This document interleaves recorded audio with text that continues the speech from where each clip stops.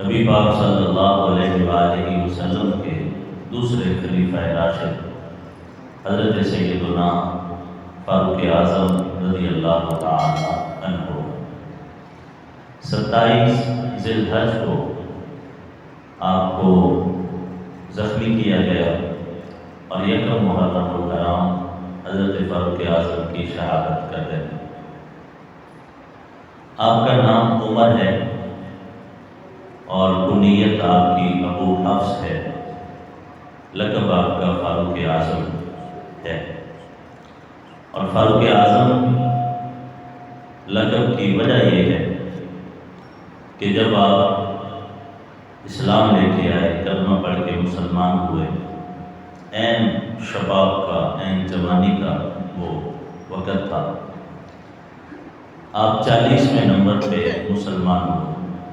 آپ سے پہلے 33 مرد اور 6 عورتیں کلمہ پڑھ کے مسلمان ہو چکی تھیں۔ 40ویں نمبر پر آپ کلمہ پڑھ کے مسلمان ہو چکے۔ نبی پاک صلی اللہ علیہ وآلہ وسلم سے عرض کرنے لگے، یا رسول اللہ، کیا ہم حق پر نہیں؟ حضور نے فرمایا، کیوں نہیں، ہم حق پر ہیں۔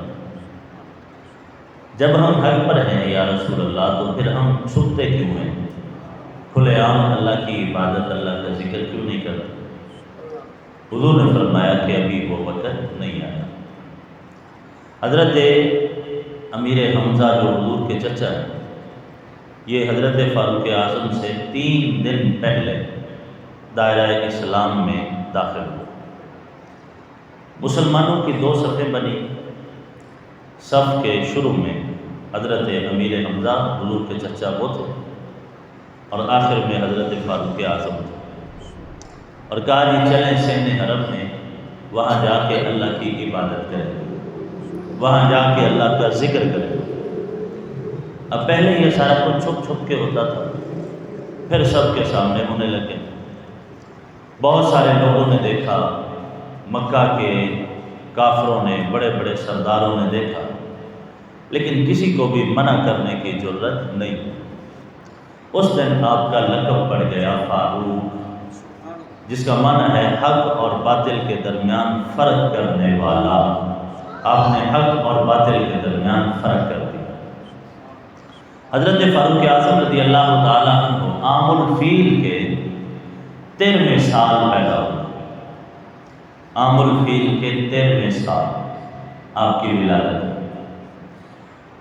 اور ان 10 خوش نصیب صحابہ میں سے ہیں جن کو اللہ کے نبی صلی اللہ علیہ وآلہ وسلم نے جنت کی خوشخبری سنائی، دنیا میں ہی جنت کی خوشخبری دے دی۔ 10 مبشرہ میں سے ہیں حضرت فاروق اعظم رضی اللہ تعالی عنہ۔ اور صحابہ میں سے یہ اعزاز بھی آپ کو حاصل ہے کہ نبی علیہ السلام نے دعا کی تھی، اللہم اعز الاسلام بأحب هذین الرجلین الیک بأبی جہل او بعمر بن الخطاب۔ یا اللہ، یہ 2 لوگ ہیں، ایک ابو جہل اور ایک حضرت عمر بن خطاب، ان 2 لوگوں میں سے جو تجھے پسند ہو اس کو اسلام کی دولت عطا فرما۔ جو تجھے پسند ہے نا میرے مالک، اس کو اسلام کی دولت دے، اس کا دل پھیر دے میری طرف، اپنی طرف۔ تو حضرت فاروق اعظم رضی اللہ تعالی عنہ کلمہ پڑھ کے مسلمان ہو۔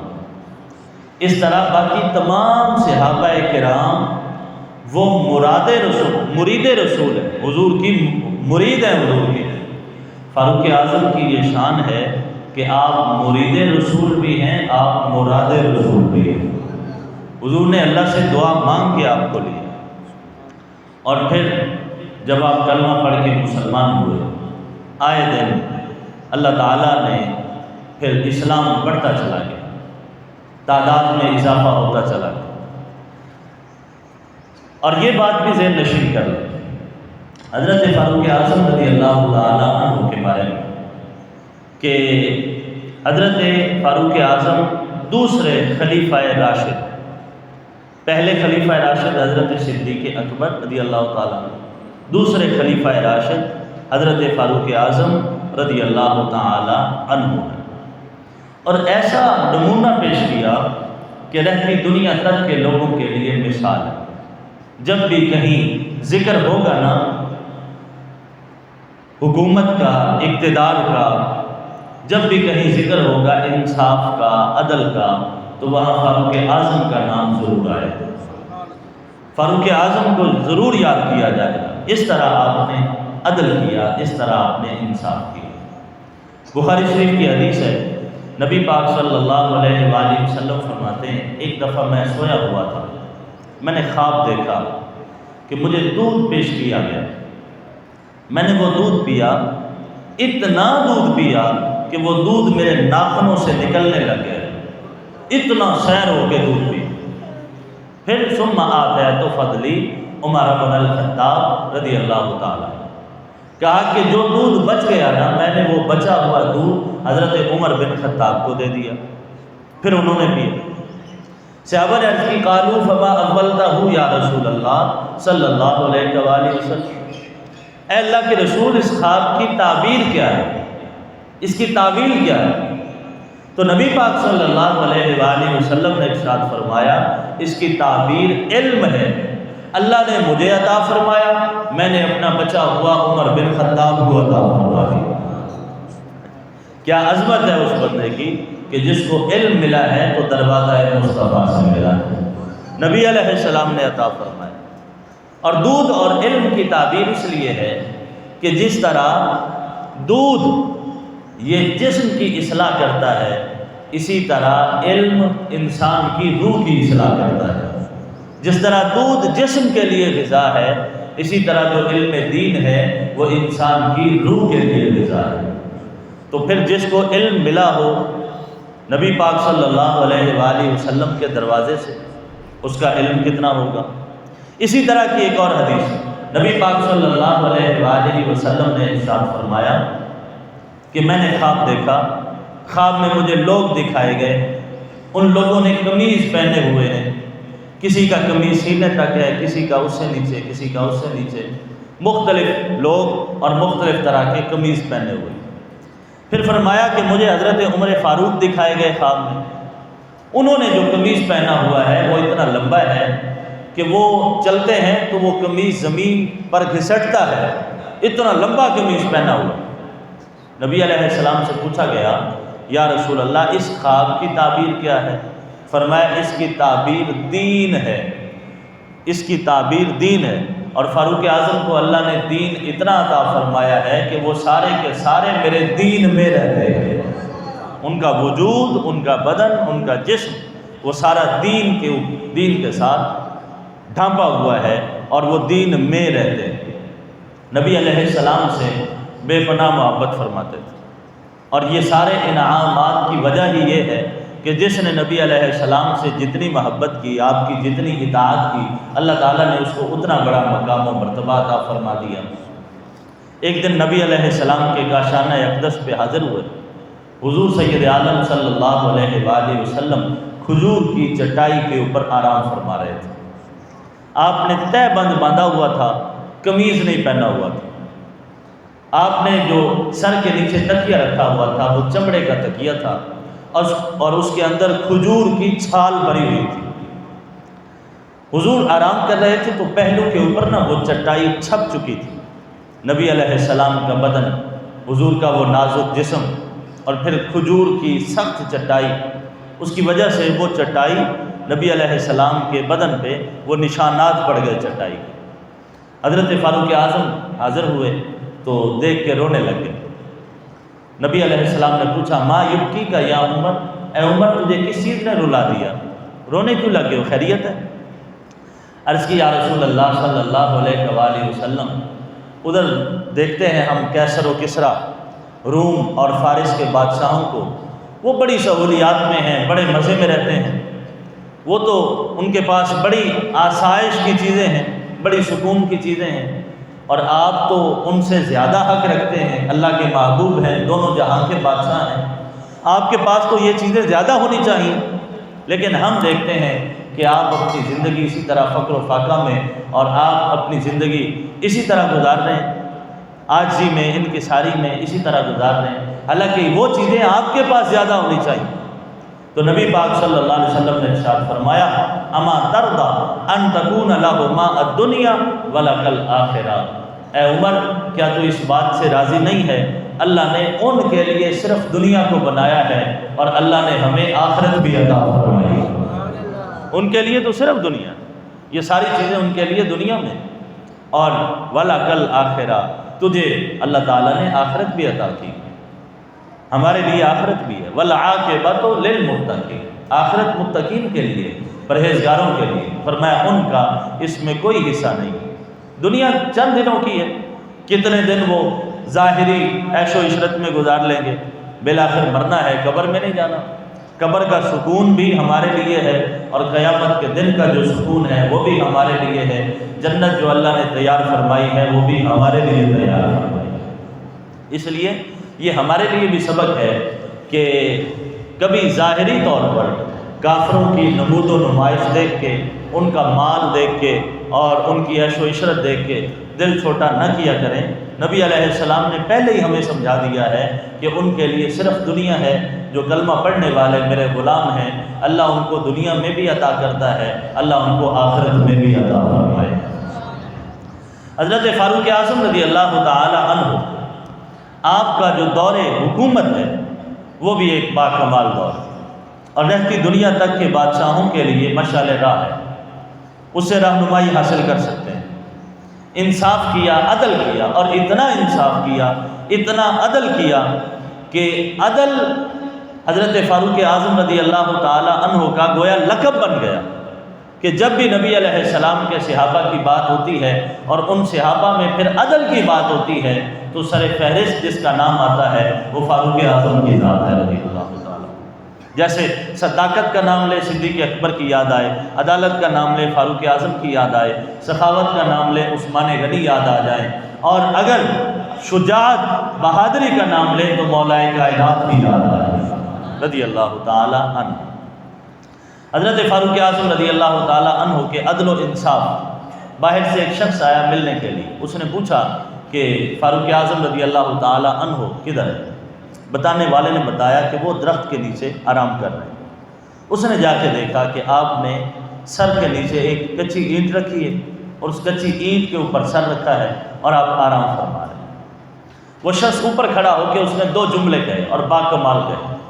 پہلا جملہ اس نے یہ کہا کہ اے عمر، تو نے لوگوں کے ساتھ انصاف کیا ہے، تو نے لوگوں کے ساتھ عدل کیا ہے، تیرا زیادہ حق بنتا ہے کہ تو چین کی نیند سوئے۔ یہ تیرا حق ہے کہ تو چین کی نیند سوئے، کیونکہ جو لوگوں کے ساتھ انصاف کرتا ہے وہ چین کی نیند سوتا ہے، آرام کی نیند سوتا ہے۔ اور پھر کہا کہ جو بندہ لوگوں کے ساتھ انصاف نہیں کرے گا، جو بندہ لوگوں کے ساتھ عدل نہیں کرے گا، وہ کبھی چین کی نیند نہیں سو سکے گا، وہ کبھی آرام کی نیند نہیں سو سکے گا۔ یہ بھی اللہ کی ایک نعمت ہے، چین اور اطمینان کی نیند کا آنا، یہ اللہ ان کو عطا فرماتا ہے جو لوگوں کے ساتھ انصاف کرتے ہیں، جو عدل کرتے ہیں، جو ناانصافی کریں، لوگوں پر ظلم کریں، اللہ تعالیٰ پھر ان کو اس نعمت سے محروم کر دیتا ہے، ان کو پھر یہ والی نعمت نصیب نہیں ہوتی۔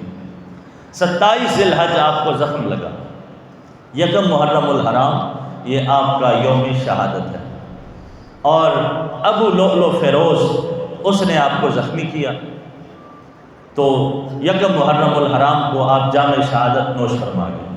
بخاری شریف کی حدیث ہے، یہ نبی پاک صلی اللہ علیہ وآلہ وسلم نے پہلے ہی خوشخبری سنا دی تھی، پہلے ہی بتا دیا تھا۔ جب آپ احد پہاڑ کے اوپر چڑھے تھے، صدیق اکبر بھی تھے، فاروق اعظم بھی تھے، حضرت عثمان غنی بھی تھے، تو حضور نے فرمایا تھا اس کو احد انما علیک نبی و صدیق و شہیدان، اے احد تھم جا، تجھ پر ایک اللہ کا نبی ہے، ایک صدیق ہے، اور 2 شہید ہیں، 2 شہید۔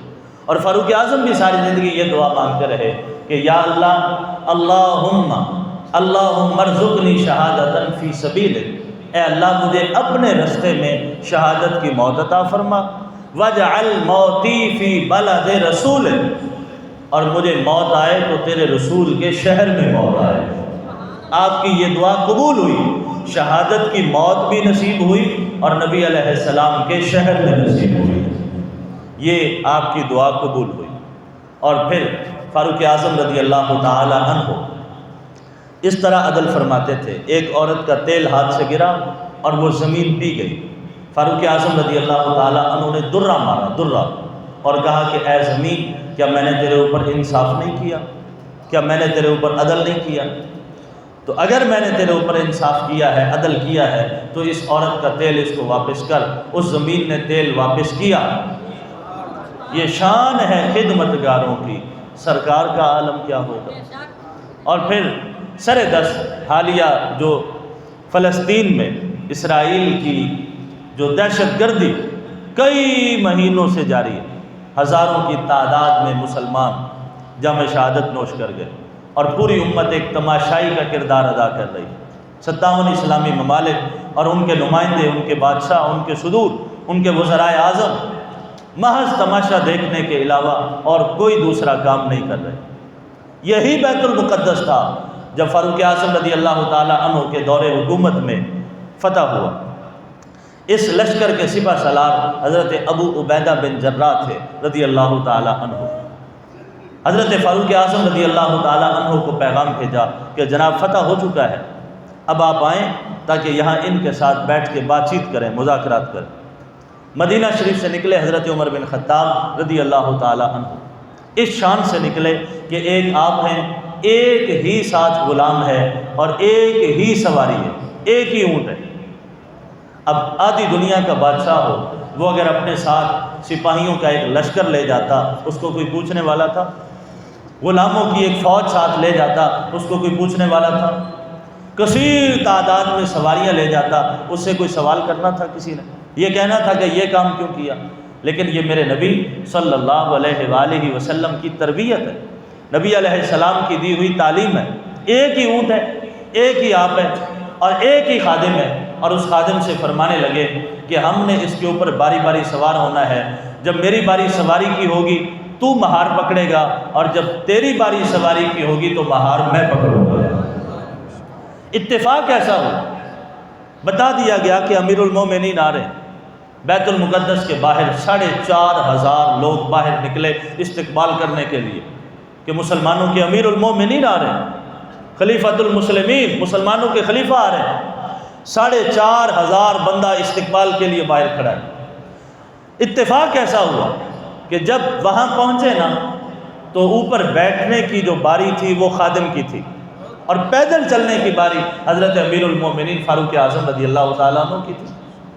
لوگوں نے دور سے آتا دیکھا، جو نہیں جانتے تھے انہوں نے کہا کہ یہ بادشاہ ہے جو سواری پہ بیٹھا ہے، اس کے خوف سے ہم یہاں ڈرتے رہے، اس کے ڈر نے ہمیں ڈرا رکھا تھا۔ یہ عمر ہے جس کی وجہ سے ہماری ٹانگیں کانپتی رہیں، جو سواری کے اوپر بیٹھا ہے۔ حضرت ابو عبیدہ بن جراح نے کہا عمر وہ نہیں جو سواری پہ بیٹھا ہے، عمر وہ ہے جو مہار پکڑ کے پیدل چل رہا ہے۔ دیکھیے کس شان سے امت کا امام آتا ہے، خود پیدل ہے، سواری پہ غلام آتا ہے۔ اور پھر سید نصیر الدین نصیر گیلانی رحمۃ اللہ علیہ نے بھی فرمایا وہ برابری کا تو نے دیا درس آدمی کو کہ غلام ناکہ پر ہے اور امام چل رہا ہے۔ یہ وہ برابری کا درس تھا جو نبی علیہ السلام کی بارگاہ سے ملا، یہ وہ مساوات کا سبق تھا جو میرے نبی نے دیا۔ آج دیکھیں اقوام متحدہ، دیگر اس طرح کے ادارے جو کہتے ہیں جی ہم بڑا عدل کرنے والے ہیں، ہم بڑا انصاف کرنے والے ہیں، حال یہ ہے وہاں اگر کسی جانور کو بھی سزا دے دی جائے یورپ میں تو اقوام متحدہ چیخ اٹھتی ہے وہ جی اس جانور کو کیوں سزا دے دی گئی۔ لیکن ہزاروں کی تعداد میں فلسطین میں بچے ذبح ہو گئے، کسی کو کچھ نظر نہیں آیا۔ ہزاروں کی تعداد میں مسلمان ماؤں بہنوں کے گلے کاٹ لیے گئے، ان کے سہاگ لٹ گئے، کسی کو کوئی تکلیف نہیں ہوئی، کسی کو کوئی درد نہیں ہوا۔ پتہ چلا کہ یہاں رہ کے جو کوئی بھی عدل کی بات کرتا ہے، انصاف کی بات کرتا ہے، وہ سراسر جھوٹ ہے۔ خدا کی عزت کی قسم ہے، عدل اور انصاف کا سبق زمانے میں جس دروازے سے ملتا ہے وہ تیرے اور میرے نبی کا دروازہ ہے۔ مساوات کا سبق وہاں سے ملتا ہے، انصاف کا سبق وہاں سے ملتا ہے، عدل کا درس وہاں سے ملتا ہے۔ شرافت کا لنگر اگر تقسیم ہوتا ہے تو نبی علیہ السلام کے دروازے سے تقسیم ہوتا ہے۔ آج وہ جب آئے فاروق اعظم رضی اللہ تعالی عنہ کے قریب ہوئے حضرت ابو عبیدہ بن جراح اور کہنے لگے جناب آپ نے یہ کیا کیا؟ ایک ہی اونٹ ہے، ایک ہی خادم ہے، نیا علاقہ فتح ہوا ہے، آپ کو ذرا کر و فر کے ساتھ آتے، روب اور دبدبا کے ساتھ آتے، ذرا سواریاں زیادہ لے کے آتے، لاؤ لشکر لے کے آتے، تاکہ ان لوگوں کے دلوں پہ ہمارا روب بیٹھتا، ہماری دھاک بیٹھتی، ان کو پتہ چلتا کہ ہم ہیں کون لوگ۔ تاریخی جملہ اور تاریخی فتویٰ ہے فاروق اعظم رضی اللہ تعالی عنہ کا۔ فرمانے لگے اے ابو عبیدہ بن جراح، اگر میں نے نبی علیہ السلام کی زبان سے یہ نہ سنا ہوتا کہ تو اس امت کا امین ہے، حضور کی زبان سے تیری تعریف نہ سنی ہوتی، تو میں تجھے ایسی سزا دیتا کہ میں تجھے عبرت کا نشان بنا دیتا۔ لیکن تو نے جو بات کی ہے کہ میں سواریاں زیادہ لے کے آتا، اور میں آتا تو کر و فر کے ساتھ، سواریاں زیادہ لے کے، لشکر زیادہ لے کے، سپاہی زیادہ لے کے، غلام زیادہ لے کے آتا، کیا اس میں روب ہے؟ کیا اس میں دبدبا ہے؟ کیا اس میں عزت ہے؟ فرمایا سن، انا کنا اذل قوم فاعزنا اللہ بالاسلام، اور یار ہم تو بڑے ذلیل لوگ تھے، اللہ نے اگر ہمیں عزت عطا فرمائی ہے تو اسلام کی برکت سے عطا فرمائی۔ ہماری جو عزت ہے وہ اسلام کی وجہ سے ہے، سواریوں کی وجہ سے نہیں ہے، غلاموں کی وجہ سے نہیں ہے، لشکروں کی وجہ سے نہیں ہے۔ یہی بات اقبال نے کی تھی، کہتا ہے در دل مسلم مقام مصطفیٰ است، آبروئے ماں ز نام مصطفیٰ است، کہتا ہے ہر مسلمان کے دل میں نبی علیہ السلام کے رہنے کی جگہ ہوتی ہے، اور آبروئے ماں ز نام مصطفیٰ است، کائنات میں جس کو بھی عزت ملی ہے نام مصطفیٰ کی برکت سے ملی ہے، حضور کے نام کے طفیل ملی ہے۔ کہا کہ اس میں کوئی عزت نہیں، عزت ہے اسلام میں، عزت ہے دین میں، عزت ہے رسول اللہ کی غلامی میں۔ آج ہم رسول اللہ کی غلامی چھوڑ کے، آج ہم دین کو چھوڑ کے، آج ہم خدا کا دروازہ چھوڑ کے، پھر اگر وائٹ ہاؤس میں جا کے عزت تلاش کریں، برطانیہ جا کے عزت تلاش کریں، یورپ میں جا کے عزت تلاش کریں، ذلت تو مل جائے گی، عزت جب بھی ملے گی یا خدا کے دروازے سے ملے گی یا مصطفیٰ کے دروازے سے ملے گی۔ خدا کے لیے قوم کو یہ بات سمجھنی چاہیے، عزتیں یہاں سے ملیں گی۔ انا کنا اذلہ، اور آگے جو فرمان ہے فرمایا وَكُنَّا مَهْمَا نَطْلُبُ الْعِزَّةَ بِغَيْرِ مَا أَعَزَّنَا اللَّهُ بِهِ أَذَلَّنَا اللَّهُ، کہا کہ جب بھی ہم عزت کو اس جگہ تلاش کریں گے جہاں سے ہمیں اللہ رسول نے منع کیا ہے، وہاں سے ہمیں ذلت تو ملے گی، عزت نہیں ملے گی۔ عزت جب بھی ملے گی یا خدا سے ملے گی یا مصطفیٰ سے ملے گی۔ اللہ تعالیٰ اس قوم کو سمجھ عطا کر، اللہ اس قوم کے جو لیڈر ہیں، حکمران ہیں، ان کو سمجھ عطا کر۔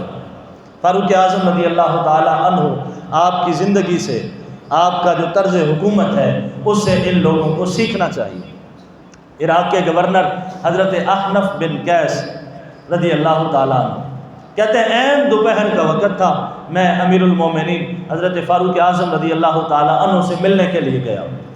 جب ملنے گیا تو میں نے دیکھا کہ بیت المال کے ایک اونٹ کو سخت گرمی میں حضرت فاروق اعظم تیل اس کے بدن پہ مار رہے ہیں، اس کی مالش کر رہے ہیں تیل کے ساتھ۔ تو میں نے کہا جناب یہ کام آپ کسی خادم کو کہہ دیتے، کوئی غلام یہ کام کر لیتا۔ فاروق اعظم رضی اللہ تعالیٰ عنہ نے فرمایا کہ اس امت کا خادم مجھ سے بڑا کون ہے؟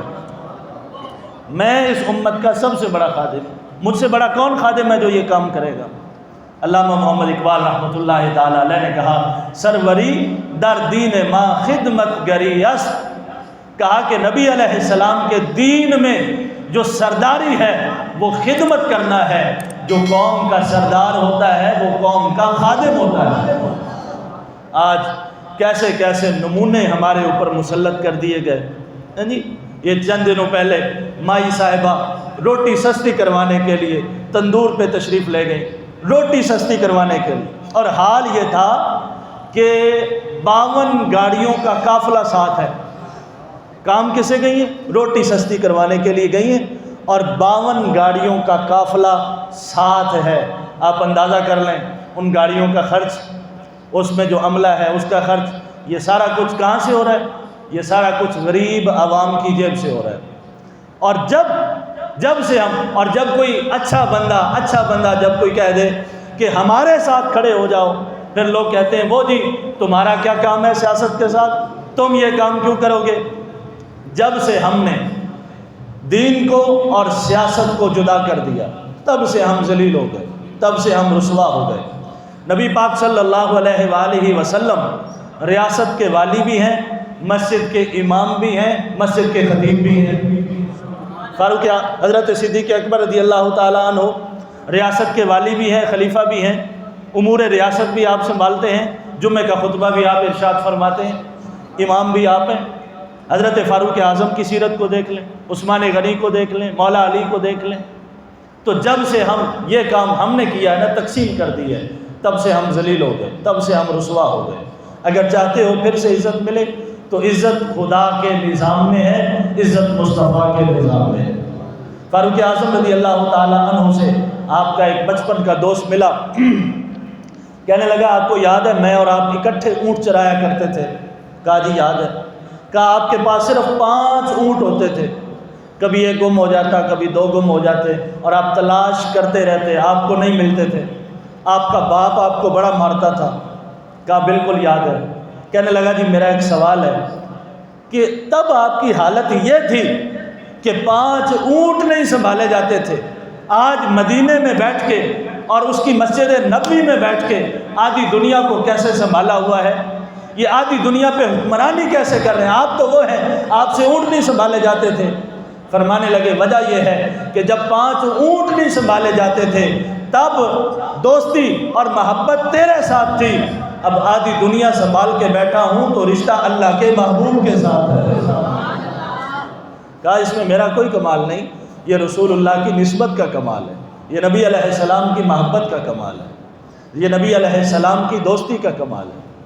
اور فاروق اعظم رضی اللہ تعالی عنہ آپ کے اعزاز کے لیے یہ بات بھی دیکھیں کہ ابھی مرنا ہے، مرنے کے بعد پھر قبر ہے، قبر کے بعد پھر قیامت ہے، پھر حساب و کتاب ہے، اللہ کی عدالت ہے، پتہ نہیں کیا ہونا ہے کیا نہیں ہونا، لیکن یہ حضرات اتنے خوش نصیب ہیں، اللہ نے دنیا میں ہی ان کو جنت میں رکھا ہوا ہے۔ آج ہم دعائیں کرتے ہیں کہ ہمیں مدینے کی ہوا نصیب ہو جائے، اور ہم سمجھتے ہیں کہ یہ ہماری سعادت کی معراج ہے کہ ہمیں مدینے کی ہوا نصیب ہو جائے۔ جسے مدینے کی ہوا نصیب ہو جائے وہ خوش نصیب ہوتا ہے، جسے مدینے والے کے پہلو کی ہوا نصیب ہو، سبحان اللہ کہو ذرا پیار، جسے مدینے والے کے پہلو کی ہوا نصیب ہو جائے۔ اور صرف یہ نہیں بلکہ یہ منظر پھر بھی نبی علیہ السلام آپ کے ایک ہاتھ میں صدیق اکبر کا ہاتھ، دوسرے ہاتھ میں فاروق اعظم کا ہاتھ، اور فرمایا ہاکذا نبعث یوم القیامہ، صحابہ جس طرح اب دیکھ رہے ہو اسی طرح ایک منظر اور بھی دیکھو گے۔ یا رسول اللہ وہ کیسے؟ فرمایا جس طرح ایک ہاتھ میں میرے صدیق اکبر کا ہاتھ ہے، دوسرے ہاتھ میں عمر کا ہاتھ ہے، قیامت کے دن ہمیں اسی طرح اٹھایا جائے گا۔ کسی اللہ والے کے ہاتھ میں ہاتھ آ جائے، بندہ کہتا ہے میں بڑا خوش نصیب ہوں، جس کے ہاتھ میں رسول اللہ کا ہاتھ ہو، جس کے ہاتھ میں کملی والے کا ہاتھ ہو، پھر وہ کتنا خوش نصیب آدمی ہے۔ حضرت امام جلال الدین سیوطی علیہ رحمہ نے لکھا، ایک شخص، ایک بزرگ تھے، ان کا ایک شاگرد فوت ہو گیا، استاد نے خواب میں دیکھا تو پوچھا یہ بتا اللہ نے تیرے ساتھ کیا معاملہ کیا؟ کہنے لگا جی اللہ نے مجھے بخش دیا۔ استاد نے کہا ذرا تفصیل کے ساتھ بتا، وضاحت کے ساتھ۔ کہنے لگا جی میں قبر میں پہنچا، قبر میں فرشتے آ گئے، انہوں نے آ کے سوال کرنا شروع کیے تو میں گھبرا گیا، ان کی شکلیں دیکھ کے ڈر گیا، مجھے خوف ہوا ان کی شکلیں دیکھ کے۔ جب میں ڈرا، مجھے خوف ہوا، تو اللہ تعالیٰ نے میرے دل میں ایک بات ڈال دی، اور میں نے وہ بات ان فرشتوں سے کہہ دی۔ وہ ایک بات کیا تھی؟ کہنے لگا جی وہ ایک بات یہ تھی، میں نے فرشتوں سے کہا بے حق ابی بکر و عمر دعانی، اے فرشتوں تمہیں ابو بکر اور عمر کی عزت کا واسطہ ہے، مجھے چھوڑ دو۔ میں نے جب یہ بات کی نا تو وہ فرشتے ایک دوسرے کی طرف دیکھنے لگے، ایک دوسرے سے کہنے لگا اقسم علینا بعظیم داہو، یار اس نے ہمیں بڑے عظیم ناموں کی قسم دی ہے، ان ناموں کی برکت سے اسے چھوڑ دے۔ شان صدیق و فاروق دا کی دساں کیتا اللہ نے جنہ دا اونچا نشان، سبز گنبد دے وچ جڑی بچتی سی تھاں کملی والے دے یاراں دے کم آ گئی۔ اللہ تعالیٰ ہمیں ان کے نقش قدم پہ چلنے کی توفیق عطا فرمائے۔ وآخر دعوایا ان الحمدللہ رب العالمین۔